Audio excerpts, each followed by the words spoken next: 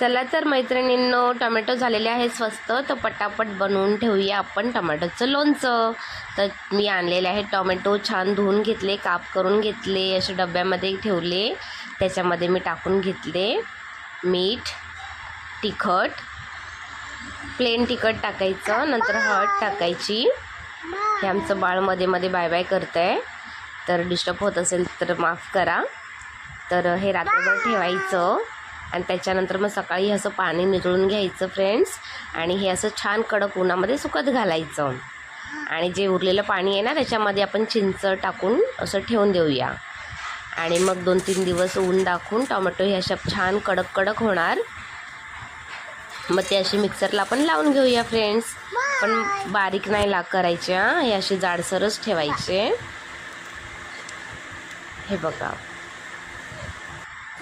आणि त्याच्यानंतर मग हा मसाला आहे, ह्याच्यामध्ये जिरं आहे, मंगरेला आहे, मेथी आहे, राई आहे, आणि राईचे डाळ असते ना ती आहे. आणि तर ह्याची आपण जाडसर अशी पावडर करून घेऊ.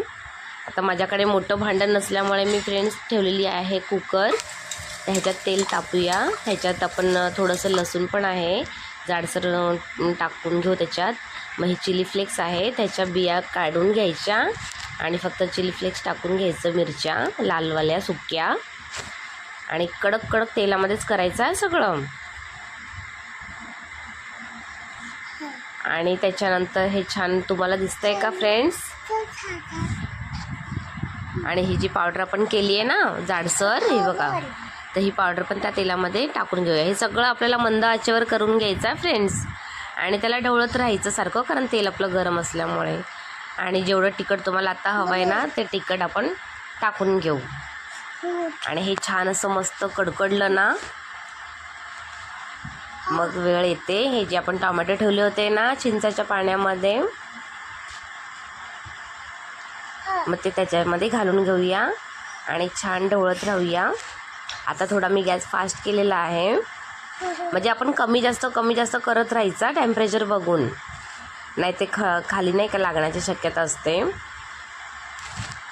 आता थोडं कमी ते मीठ होतं, माझ्याकडून राहिलं होतं, तर मी अजून टाकून घेतलं.